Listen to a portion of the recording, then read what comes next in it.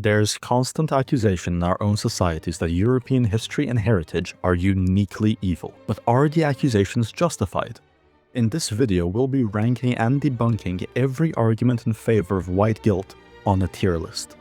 The tiers will be as follows: strong for arguments that have merit, flawed for arguments that make too much of a leap, negative IQ for arguments that fail to meet even the most basic standards of logic, and abyss for arguments born out of malice.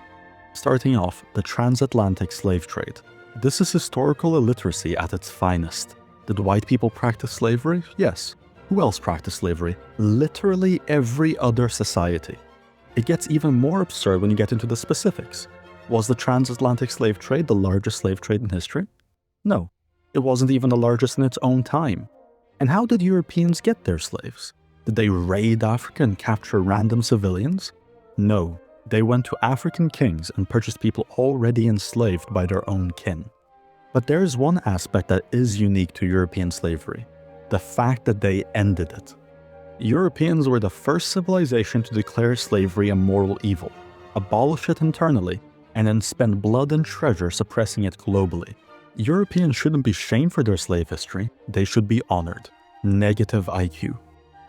Europeans did colonialism. The idea is that Europeans uniquely conquered most of the world and exploited others for their own gain. The issues are myriad.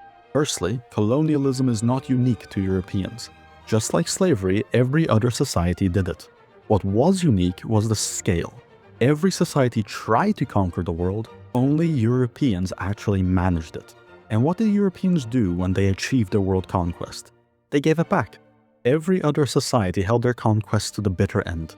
But Europeans felt bad about conquering the world and gave it back. Besides, nowadays, colonialism is just an excuse for corrupt governments for why their nations are backwaters.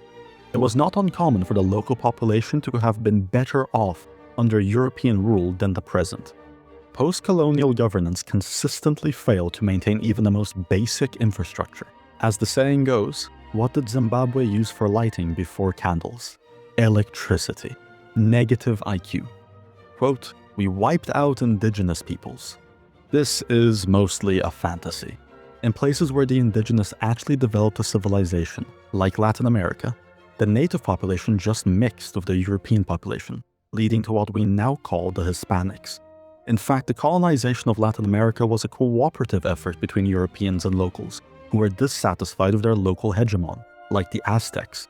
That's why a meager force of only 500 conquistadors were able to topple an empire like the Aztecs. They didn't do it alone. There were, of course, specific inexcusable examples. But again, nothing unique.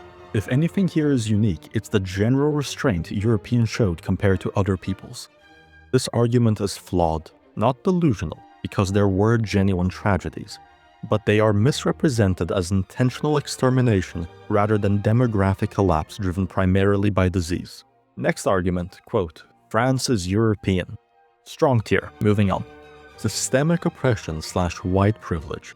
This argument claims that Europeans created societies that specifically prey on non-whites to the benefit of the white population. This claim is ideological nonsense with the explicit aim to demoralize. Aside from failing to be able to point to any current law that actually advantages whites over non-whites, there's also a much simpler rebuttal. If European societies are so brutally unfair to non-whites, then why do so many do everything they can to immigrate here? Surely if our societies were so awful to non-whites, we'd be seeing incredible levels of emigration, not immigration. People vote with their feet, and they are voting overwhelmingly toward European societies. Abyss tier. Continuing on with this kind of delusion, quote, "White people are inherently racist." This one is just false. White people consistently show the lowest in-group preference out of all populations in all studies. This is nothing more than a lie designed to demoralize, exploiting the guilt-based high-trust culture of Europe. Abyss tier. Quote, "Me mum died in a holly." This argument is another example of historical illiteracy. It points to a specific European atrocity and then assigns collective racial guilt while ignoring that most people who died were white, and conveniently ignoring every other atrocity performed by every other society. This particular atrocity wasn't even close to the largest systematic killing of its own time, And if we go by historical standards, you get figures like Genghis Khan, who wiped out anywhere from 10 to 20% of the human population.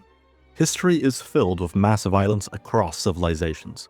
European history is unique not in committing atrocities, but in institutionalizing accountability, doing everything they can to avoid a repeat, instead of denying their crimes like some civilizations do. Abyss tier. One last argument, quote, ingratitude. Europeans inherited from the richest, safest, most prosperous civilization in history, and are now actively dismantling it.